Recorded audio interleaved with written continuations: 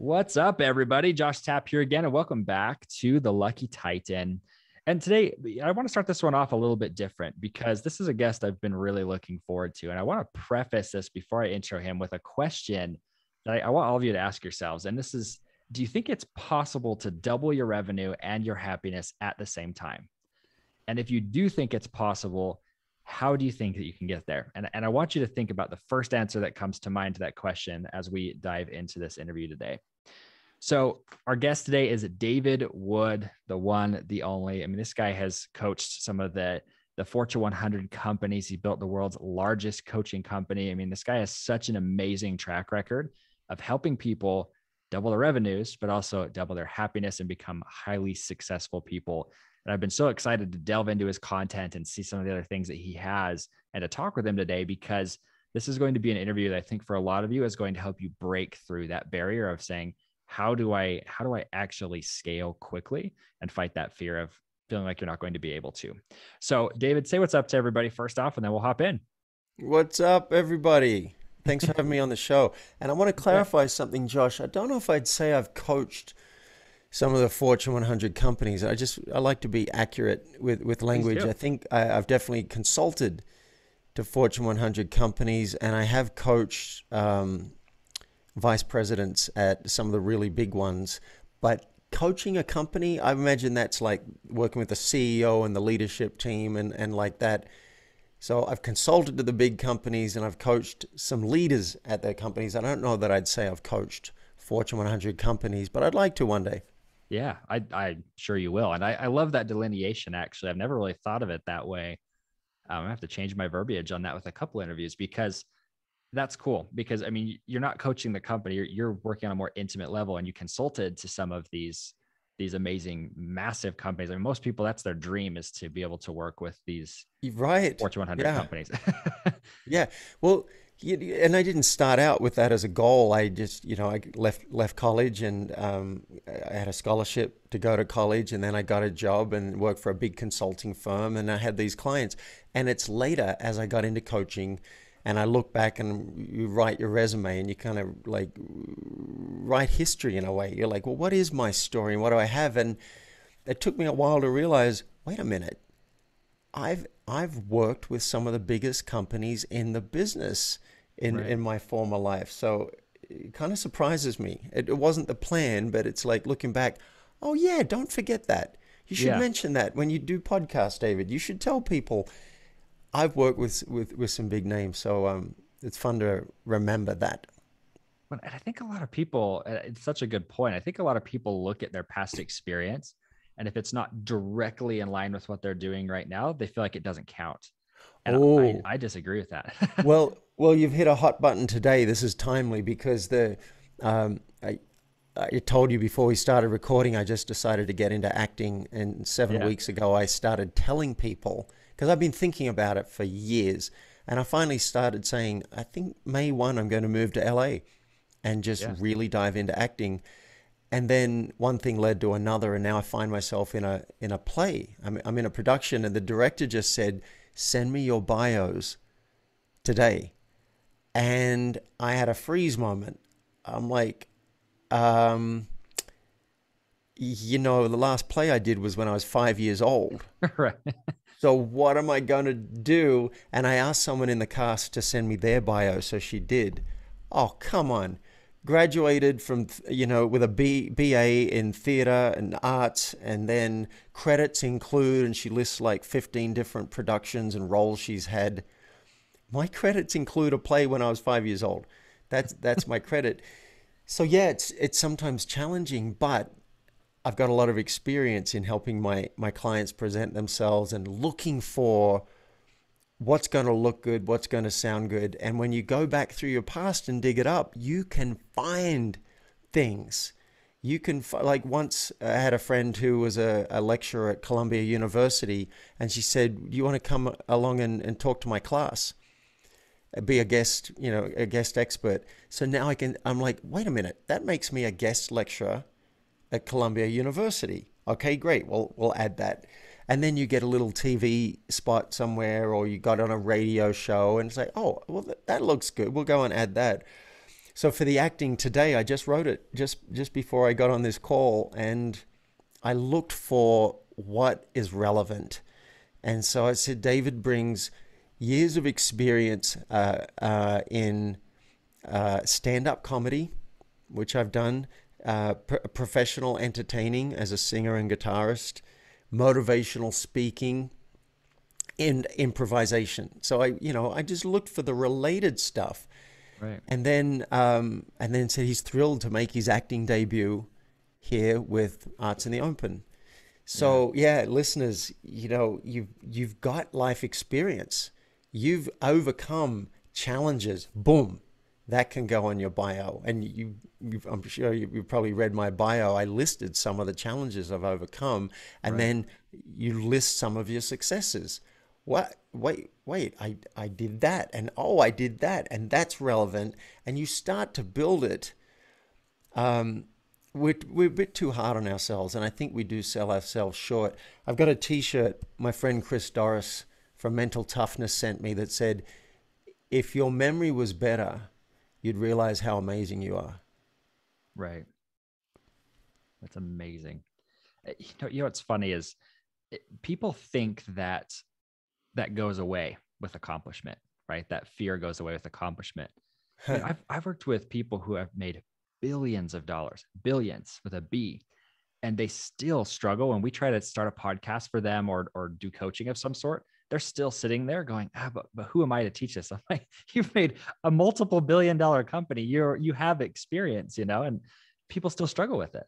It's incredible. Yeah, yeah. I was just listening to an interview. I think it's an old interview now with Eddie Murphy and Jerry Seinfeld, and they asked him if he still gets nervous, and he said, "Nah, these days I'm pretty sure I'm funny."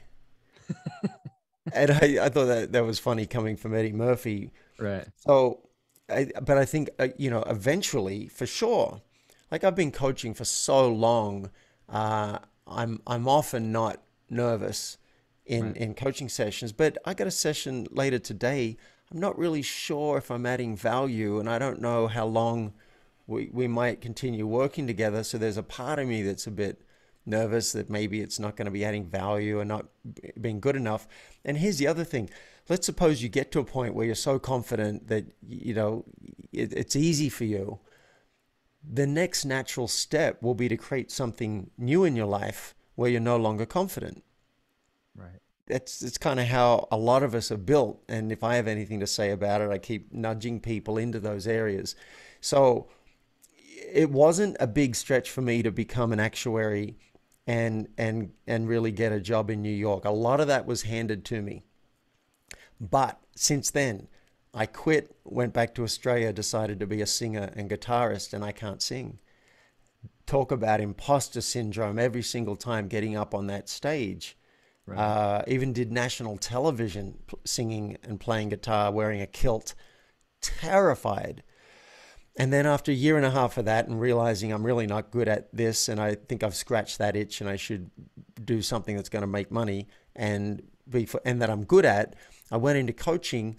Huge imposter syndrome because what do I know? I did get trained in a course, so I had that under my belt, but I'm young and it's all new. And I'll give a tip now. If you're in something new like that, one of the traps is to make believe or pretend that you are an expert. You want people to think that you're great at that, and you don't want them to know that you're new. That's a trap.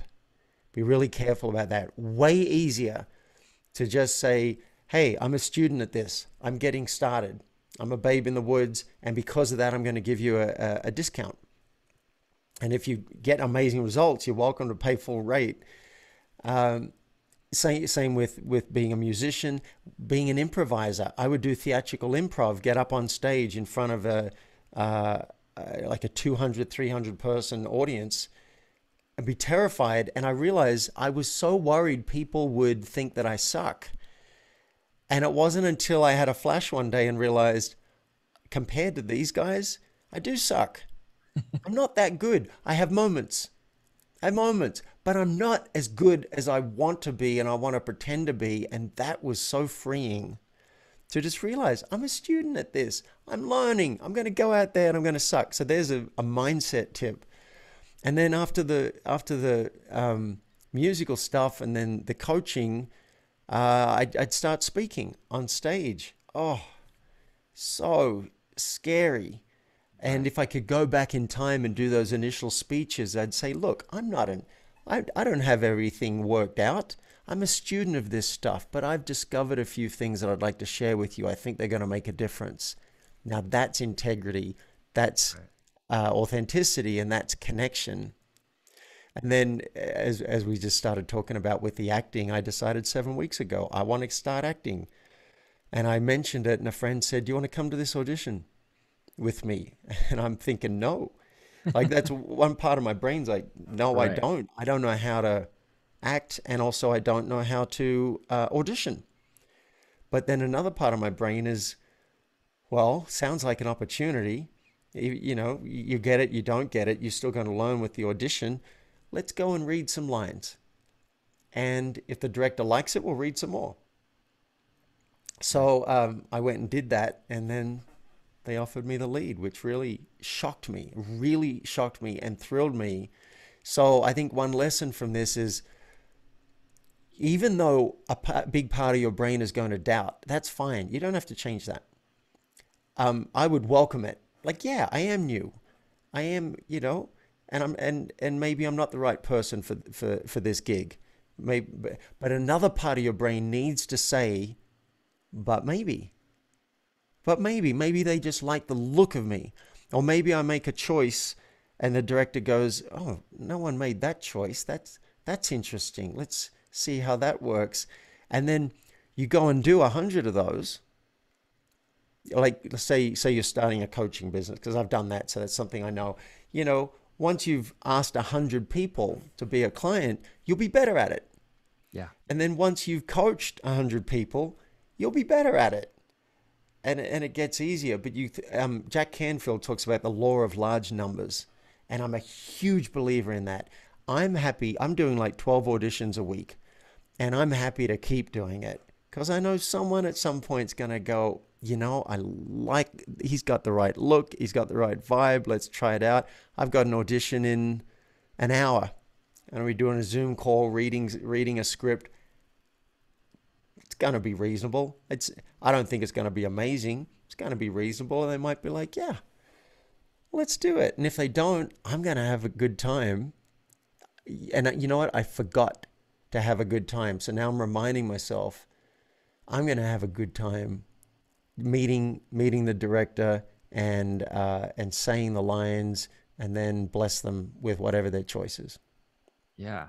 Well, and do you mind if I unpack that a little bit? Because that was, man, yeah, good Go mindset ahead. shifts. And I hope everybody, I mean, for me, I was having some epiphanies in the back of my mind while we're talking here too. It's so interesting that you talked about being a student, right? And share your findings. I think that's such a cool thing because nobody's going to ridicule you for sharing your findings, right? And you're saying, hey, so like with a beta launch, for example, you're beta launching your coaching, you say, hey, I have some experience in this. I've done it for myself or I've done it for somebody else, maybe a company I worked for, but I'm still a student of it. So will you come with me? I'll give you the cheaper price to let me just try it. And, you're obviously going to get the result. If you don't, I'll give you your money back. And if you do, you give me a testimonial, right? There's Yeah, no risk. There's no risk with it. What a cool right. strategy. Yeah. So I want to ask you this because when your team sent me in kind of your bio and everything about you, you talked about making a 30% shift in courage. And I want to ask you what you actually mean by that, but then on top of that, how to apply that because you're obviously doing that with your acting and everything as well. But what would you recommend for people as far as taking that 30% step? Yeah, I love this question. All right, so let's unpack this. The way our system seems to work, the human brain, is largely we'll stick to our comfort zone, largely. And I think that's an evolutionary trait. If you keep on, testing out the edges of the boundaries, at some point you might fall off a cliff. So it makes a lot of sense. But if we keep on just sticking to the comfort zone, the risk is on our deathbed, we look back and say, I played it too safe. I wish I'd loved more. I wish I'd asked for more. I wish I'd shared the stuff that wasn't working for me and asked it to stop. I wish I'd told people how I felt. I wish I'd gone for it. I wish I'd gone up on that stage or reached out to that celebrity or asked that woman or man out. Or I hate regret. I really do. So what we want to do is go into those uncomfortable areas where we don't know what's going to happen. We don't know if we'll get what we want, and we might get rejected. We might fall flat on our face. Now, not every day, not all day, and that's why I don't say 100% more courageous. Just say 30% more. I find when I do push the edges, usually I'm proud of myself and happy that I did. That's the first win. So if you're looking for a reason to be more courageous, that's the first win. Feel good about yourself. I went for it. When I went and did that audition, I was so proud of myself that I did it. And so that's one. The next thing is, like, how do we do it? How do we be more courageous? Like, let's suppose, the first step is we create what we want. We create a vision. And this is one thing humans can do that I don't think animals can do. Other animals, they can't say, what would life look like in 12 months? And what would make me really happy?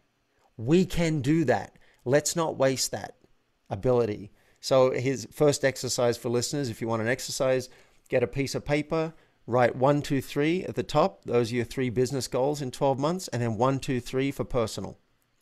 And then just spend 5 or 10 minutes saying, what if I could have whatever I want? And, if you really want to go for it, work with a coach. Get in a mastermind, get in a men's group or a women's group or something, and get support to generate that creative flow that you can tap into. And then, like someone asked me once, my guy in my men's group, David, what would have you celebrate your ass off? Like it might literally fall off. You're so happy and dancing around. And I spent 30 days sitting with that question. I'm like, I know some stuff I want, but what would have me so happy that I want to call all my friends? Well, I tell you what, getting offered Dracula in this play had me calling everybody, right? But I didn't know that. I just knew I wanted to head in the direction of acting. So the first thing is create the vision and be careful about the part of you that's trying to play small and hold back. Another good question to ask yourself is, if I was fearless, right? If I was fearless and not worried about the consequences, what would I go for? What would I want in my life? It took me 10 years to tell people I want to be an actor. I just kept it to myself. And I guess, now the timing's right.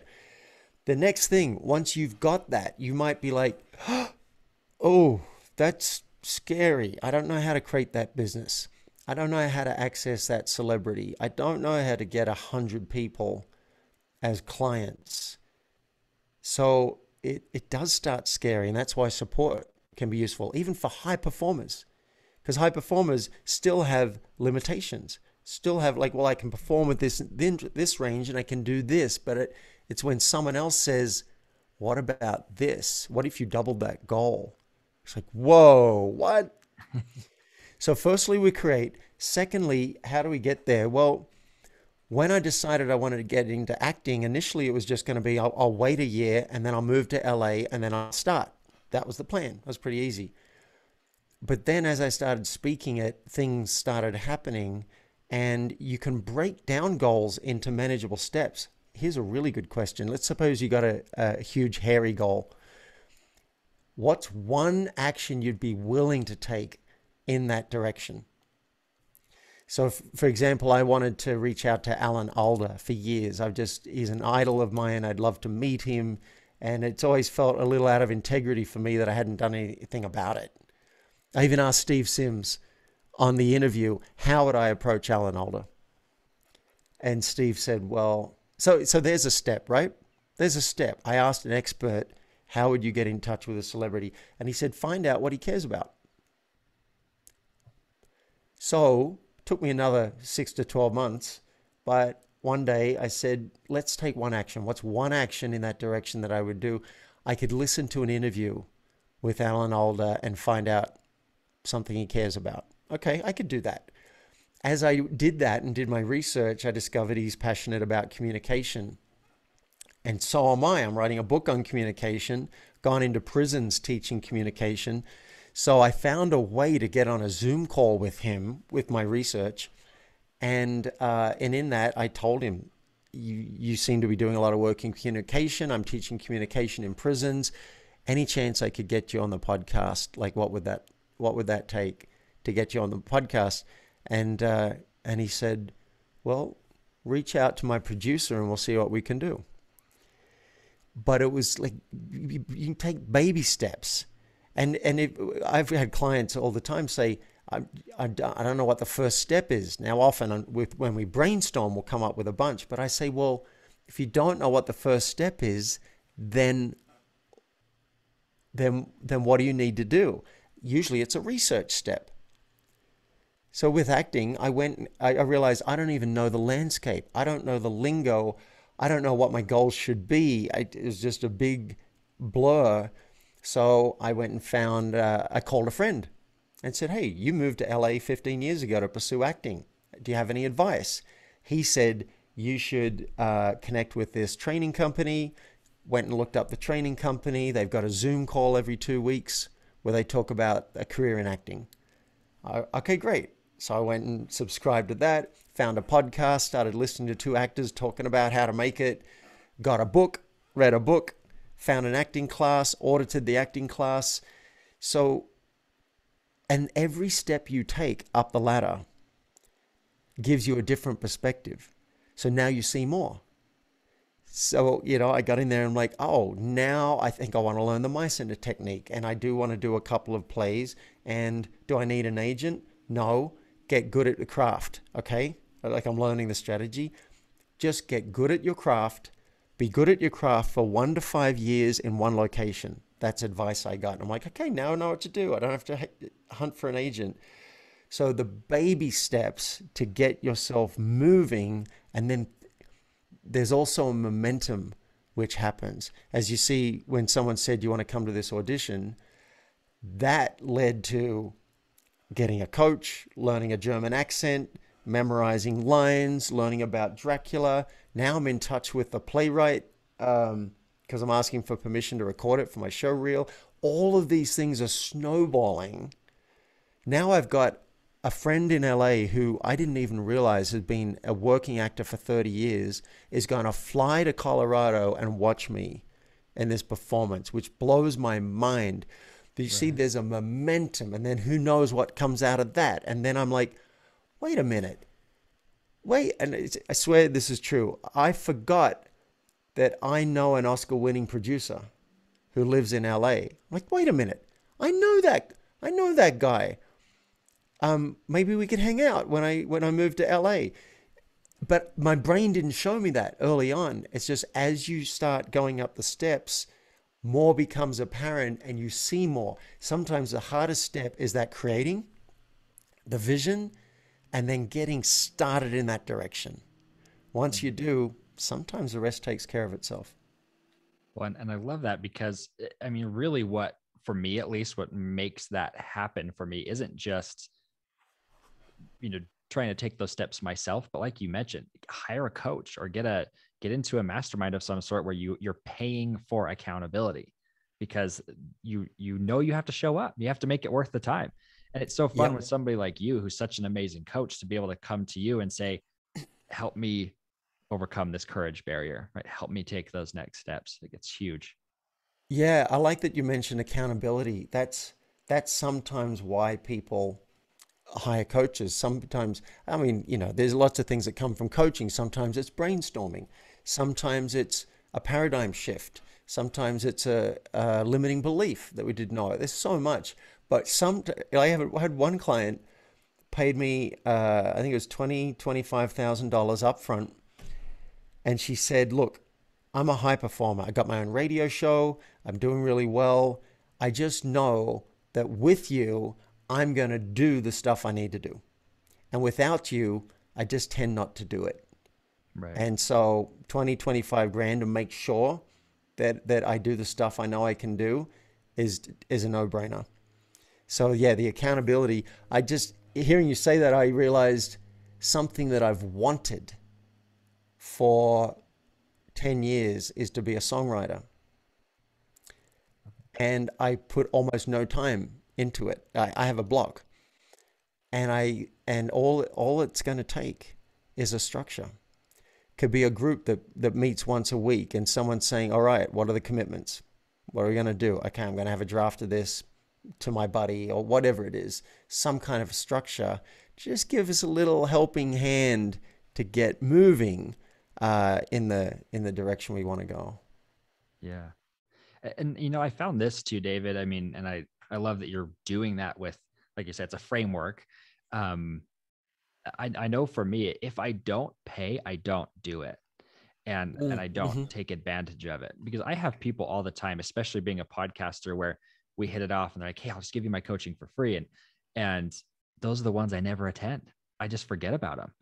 Where, if I'm forking out $50,000 a year on something, I'm going to be like, okay, I should actually be showing up to this and making sure I come and do my work. And it Yeah, makes it so I exactly. show up. Yeah, I always say to clients, ideally the coaching fee should have some sting to it, like it matters. It's not just you don't even notice it going out of the bank account. It should matter. It shouldn't break the bank either.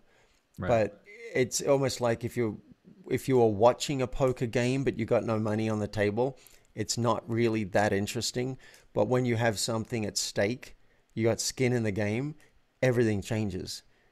And so you don't want to show up without having done your homework. You don't want to show up without having taken the actions that you said you would, because it's awkward having to say that to someone else. Yeah, I didn't do it. Right. And secondly, you're paying money for it.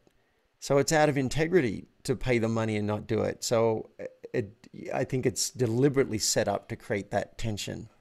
Yeah. Having that accountability partner. I know for me, we recently, I wanted to start getting back into fitness and health, and I always do these ebb and flows, and I've got to do something different this time. And so one of the guys that I'm working with here, he wanted to do the same thing. He came to me, he's like, I'm ready to do this, and his excitement got me excited about it. But we said, let's set a consequence that we both just will do anything to avoid. And if either of us messes up, we both have to do that consequence. And for both of us, funny enough, it was we don't ever want to have to run. Neither of us like long distance running. We'll just avoid a 5K like the plague. And doing that, we've been more consistent than I've ever been in my life. And I've been way more excited about it. And those hard days have allowed us to make sure we actually get to the gym. that's been a big factor for us in holding ourselves accountable to it.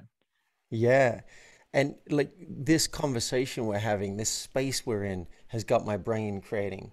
My brain, Love it. it's got me scanning for, what are some things that with some accountability I could bring these things into my life on a regular basis? So ping pong, I've been wanting to have more ping pong. I've got a table now, but I don't have anyone I live with that I can play with, and so it's going to take something. Right. And so what I could do is just set a regular date, at least one day a week. It's ping pong day. And then I reach out, who's up? Boom, that's handled. Songwriting, get myself in a songwriting course, right? I've also been thinking about working with a vocal coach. I like it, it'll help with the acting, it'll help with singing, it'll help with all sorts of things. Um, then, and then, I've been thinking about a kitten for a long time, like maybe 6 months. So now I'm just writing down some ideas, and hopefully, listeners, you are too, about what are some things that you would like some accountability in, you would like more structure, you would like to move at a faster pace towards your goal. I think that's one of my aims of this conversation is that we all get to see, oh yeah, I could do more on that.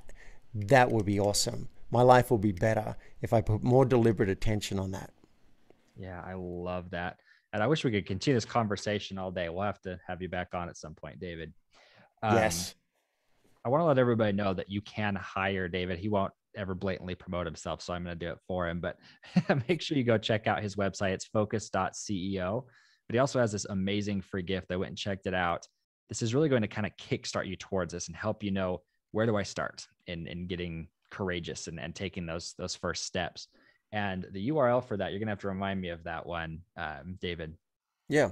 What's Yeah, I the URL? created a gift basket of goodies for listeners. It'll take you to a hidden page on my site that you can't find otherwise. And there's a checklist on how to achieve twice as much in half the time.